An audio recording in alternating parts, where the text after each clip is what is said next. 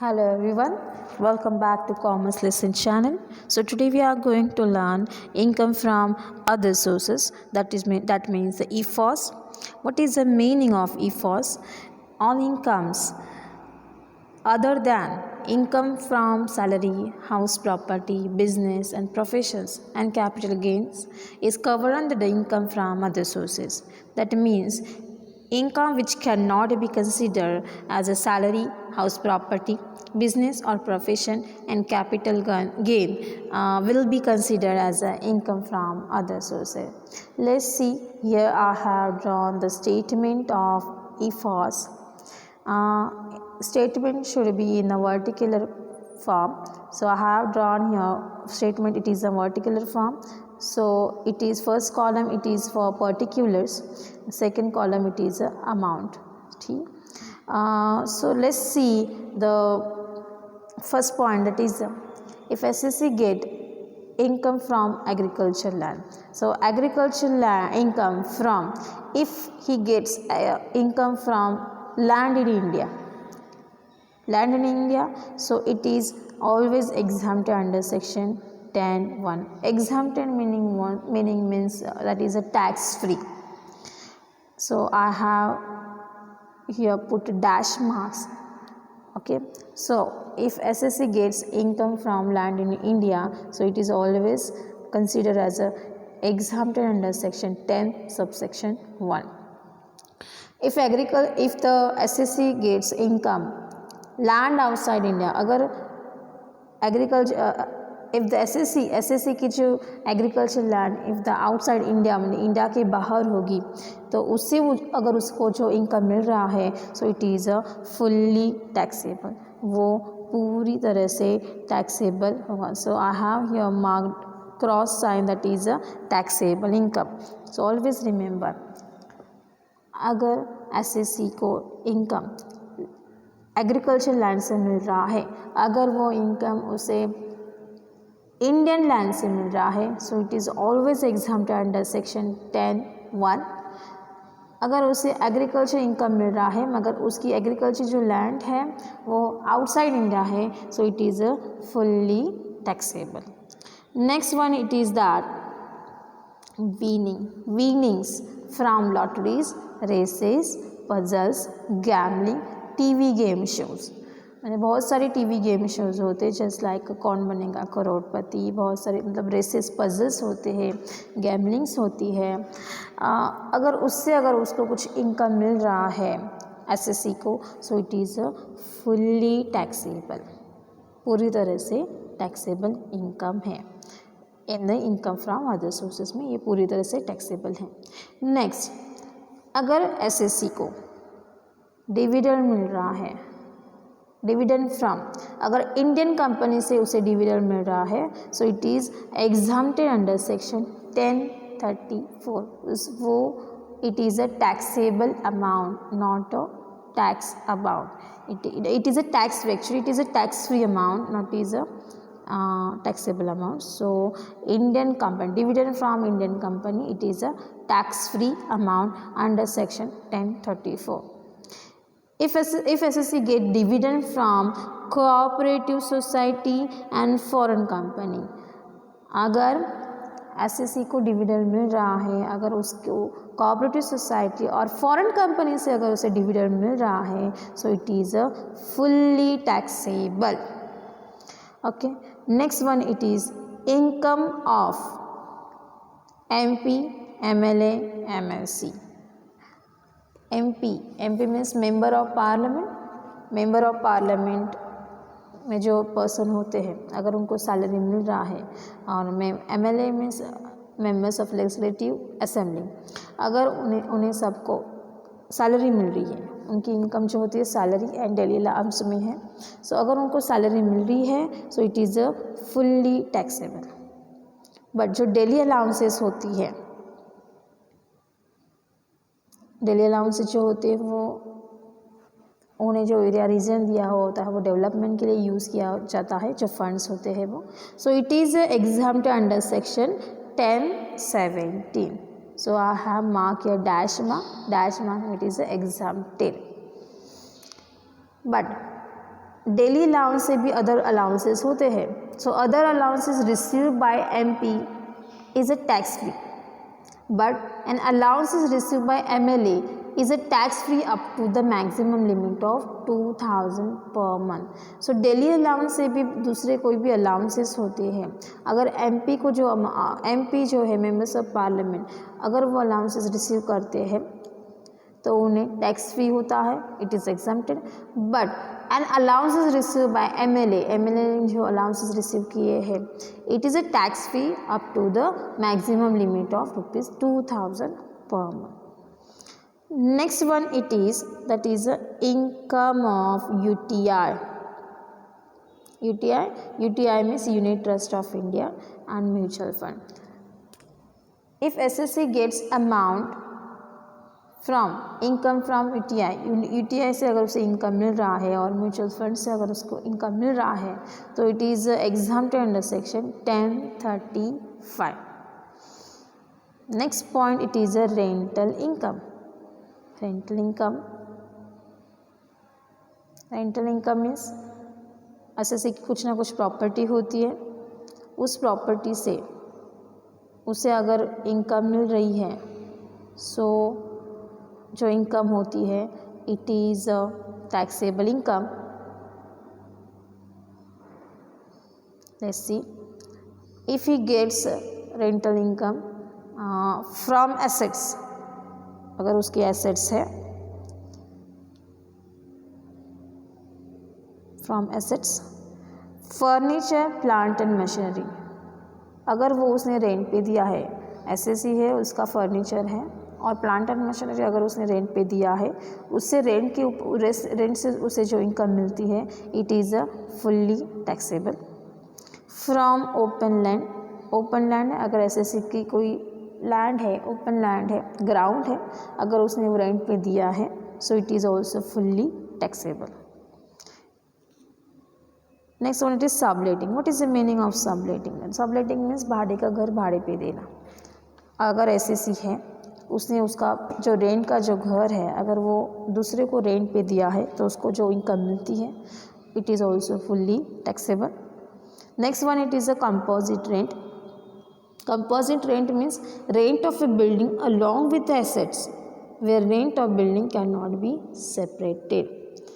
मतलब जो उसकी जो बिल्डिंग है वो पूरी तरह से फर्निश है, फर्नीचर अटैच है, अगर उसने वो रेंट पे दिया है उससे जो उसको इनकम मिलती है, so it is a fully taxable. So always remember, in the income from other sources all rental income taxable. Next one, it is that it is a fees received by the directors for attending board meeting.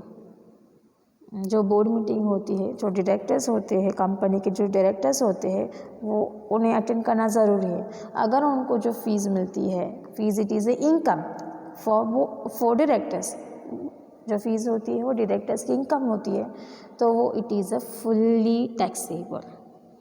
Next one, it is award. अगर government से award मिलते हैं, government के बहुत सारे awards होते हैं जैसे कि अशोक चक्र है, पद्मश्री, पद्म भूषण, ये जो अवार्ड्स होते हैं गवर्नमेंट के, अगर मिले हैं, SSC को मिले हैं, सो it is exempted under section 1017A. It is a, so it is exempted income. उनको ट्रॉफी भी मिलती है, सर्टिफिकेट भी मिलते हैं, कैश अमाउंट भी मिलती है. सो अगर गवर्नमेंट से अवार्ड्स मिलते हैं, सो it is always exempted under section 1017A. Next one, it is the if SSC gets award from non-employer. Non-employer means private company से अगर कुछ उसे अवार्ड्स मिलते हैं, प्राइवेट इंस्टीट्यूशन से, so it is always taxable. Okay, next one, it is income of a minor child. So what is the meaning of income of a minor child? Minor means below 18 years एज. कोई kids है, child है, उसकी age below 18 years है. अगर उसने from winning और investment in the name of minor child, minor child ने अगर जीता है कुछ ना कुछ टास्क, अगर उसकी इन्वेस्टमेंट्स उसके नाम पे इन्वेस्टमेंट की है, अगर उसको इनकम मिलता है, so it is always taxable. And then we have to deduct less exempted income 1032. So we have to deduct the amount under section exempted under section 1032, that is a maximum rupees 1500 per child. पर child को maximum 1500 तक exempted amount मिलती है. मतलब first we have to write the taxable amount, then we have to deduct amount under section 1032. So whatever amount we get, so we have to write in the outer column. Next one, it is that a royalty income. What is the meaning of royalty income? Royalty means income received from allowing someone to use your property. That is any payment you get from the patent और copyrights और patent से अगर किसी को use करने के लिए दिया है, सो उससे भी जो इनकम मिलती है, so it is a royalty income. So royalty income it is always taxable income. Next, remuneration honorarium from non employer. अगर नॉन एम्प्लॉयर का कुछ जैसे लाइक इंसेंटिव्स और कुछ अवार्ड्स मिलते हैं, कुछ इनकम मिलती है, so it is always taxable. Next one, it is amount received on maturity of a key man insurance policy. Key man insurance policy means key man means important person of industry. ठीक है, अगर उसे कुछ income मिलती है, amount received और maturity of key man insurance policy से कुछ इनकम मिलती है. अगर क्वेश्चन में if not taxable as income from salary और बिजनेस, इनकम फ्रॉम बिजनेस, अगर क्वेश्चन में मेंशन किया है कि इनकम फ्रॉम सैलरी और इनकम फ्रॉम बिजनेस में टैक्सेबल नहीं किया है, सो वो इनकम फ्रॉम अदर सोर्स में टैक्सेबल होगा. Next one, it is gifts. Gifts, see note number 1 I have mention. Gift के बारे में बताया है. गिफ्ट्स की अमाउंट जो होती है वो टैक्सेबल होती है. सी और नेक्स्ट जो बताया है, it is I will explain about the gift. And next one, it is family pension. Family pension, अगर किसी को एसएससी को फैमिली पेंशन मिल रही है, सो स्टार्टिंग में we have to write in the inner column that is a taxable amount. From family pension we have to deduction amount under section 57. So we have to write here 1/3 into amount received, whatever amount he gets, and write here maximum limit बताया है 15,000. इन दोनों में हमें compare करना है amount receive and maximum limit, whichever is lower amount. So whichever is lower amount we have to write here. So family pension में जो amount मिलते हैं उसमें से जो अमाउंट हमें यहाँ पे मिलती है, यहाँ पे डिडक्ट करने के बाद we have to write outer column में. I will explain it is in the I will give problems, you will get the आपको आंसर मिल जाएगा कि कैसे सोल्यूशन है उसका. और next point, it is that interest income. Interest income में भी बताया, see note two number 2. Interest income कौन कौन से है, बाद में इन सब का जो टोटल होता है, स्टार्टिंग से मैंने आपको जो बताया है, इन सब का टोटल जो होता है वो इनकम फ्रॉम अदर सोर्सेज में होता है, taxable income from other sources. So I will explain about the gift. अगर एसएससी को जो गिफ्ट मिल रहा है, सबसे पहले from customer supplier client. SSC अगर उसे कस्टमर से गिफ्ट मिल रहा है और सप्लायर से गिफ्ट मिल रहा है और क्लाइंट से गिफ्ट मिल रहा है, सो it will go into the income from business or income from profession. Next one, it is from employer. अगर एसएससी को गिफ्ट मिल रहा है from employer, so it will go into the income from salary. बाकी का जो है, so income from other sources में इन दोनों में से जो रिमेनिंग है वो इनकम फ्रॉम अदर सोर्सेज में चले जाएंगे। Okay, income from other sources में 2 कंडीशन है, दैट इज़ अप टू 50,000 तक जो भी इनकम मिलती है, गिफ्ट मिलता है, वो इनकम कंसिडर नहीं किया जाता as income, we will not consider. मगर अगर 50,000 के ऊपर जो भी अमाउंट मिलती है as a gift, it is a fully taxable. So always remember while we are calculating IFOS, अगर गिफ्ट मिल रहा है 50,000 तक, अगर किसी एसएससी को गिफ्ट मिल रहा है, सो ये income as a income consider नहीं किया जाएगा। अगर उसे अबाव 50,000 के ऊपर जो गिफ्ट मिलता है, so it is consider fully taxable. So इसमें से गिफ्ट में कौन कौन सी ऐसी बातें जो एग्जाम्प्टेड है, जो टैक्स फ्री है, जो एज ए गिफ्ट करके कंसिडर नहीं किया जाता, it is a tax free. Let's see.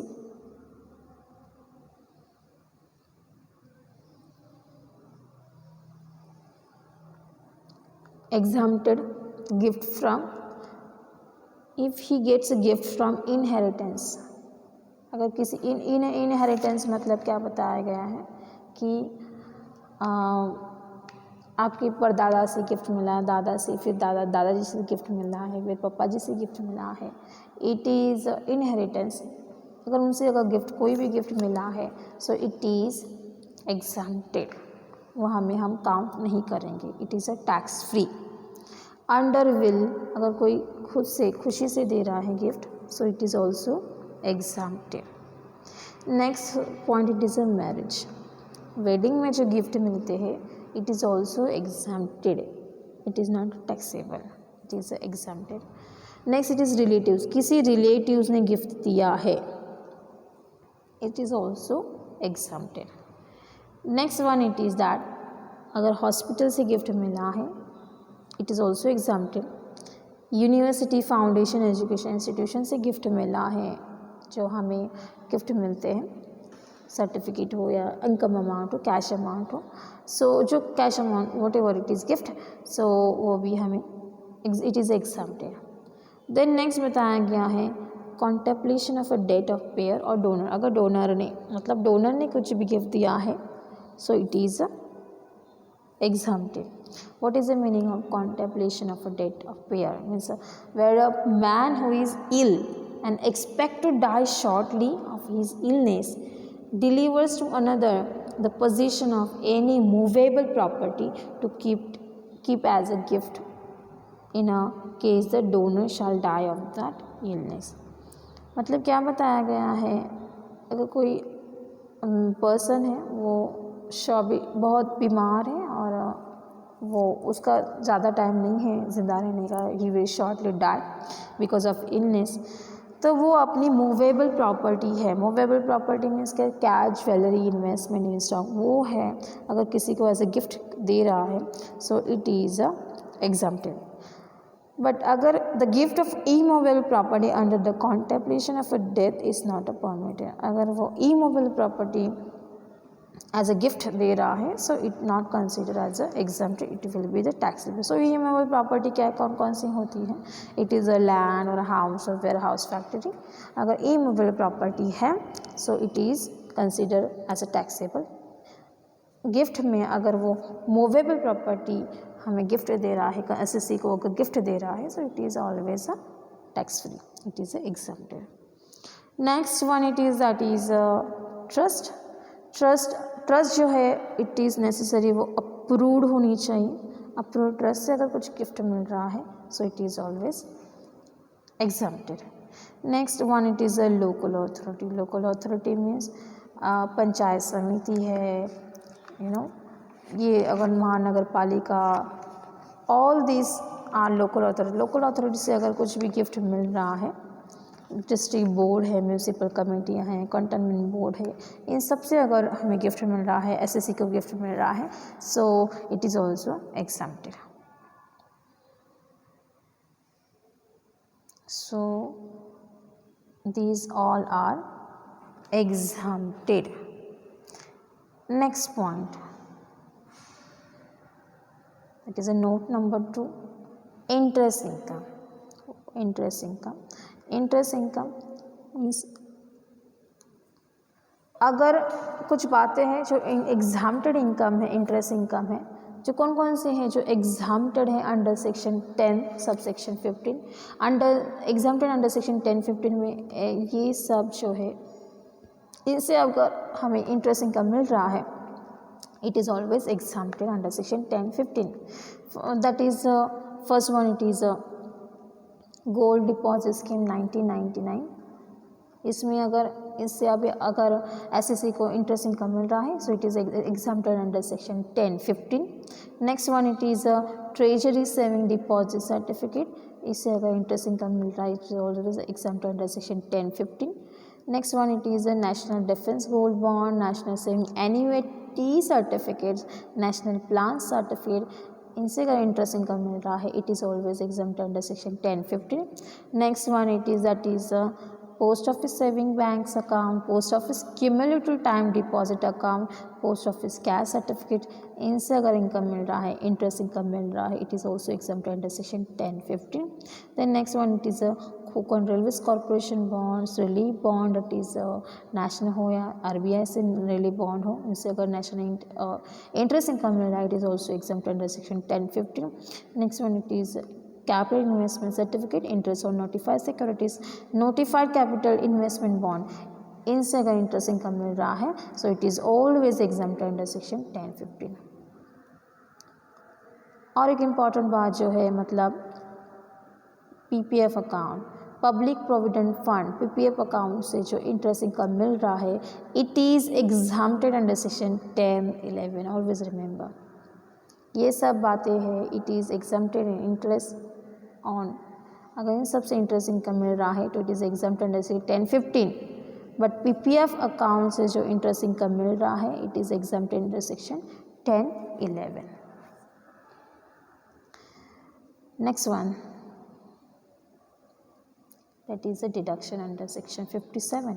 What is a deduction under section 57? First of all, in income from other sources, while calculating income from other sources, first one, that is income expenses related to exempt income.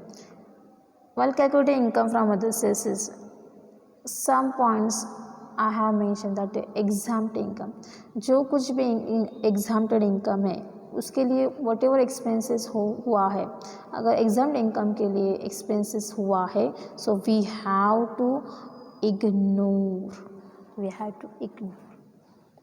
Next one, it is expenses related to the winning. मतलब हम lottery लेते हैं, puzzles game वगैरह खेलते हैं, सो उनके लिए जो भी एक्सपेंसेस होता है, we also have to ignore.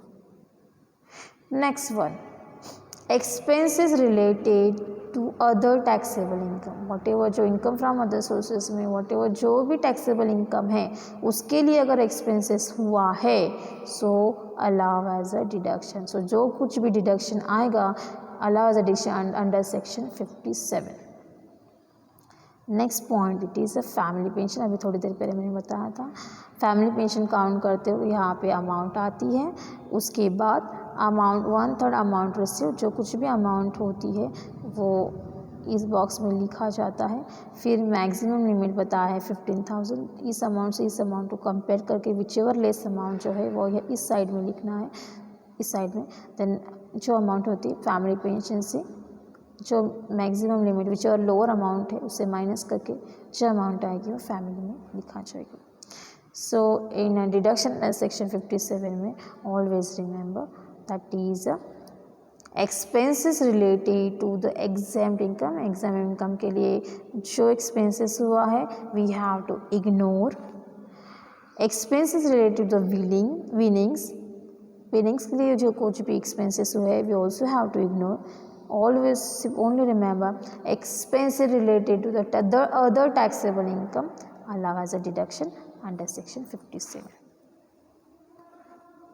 So and one point that is very important, always remember, that is amount regarding the life insurance policy. amount received on maturity of life insurance policy. Life insurance policy, amount received on maturity of a life insurance policy, it's exempted under section 10(10)(d). So always remember. I hope all of you understood the concept, what is a statement of EFOS. So in the next video we will learn, we will solve the one problems related to the EFOS. So today we'll stop here. See you in the next lecture. Thanks for watching.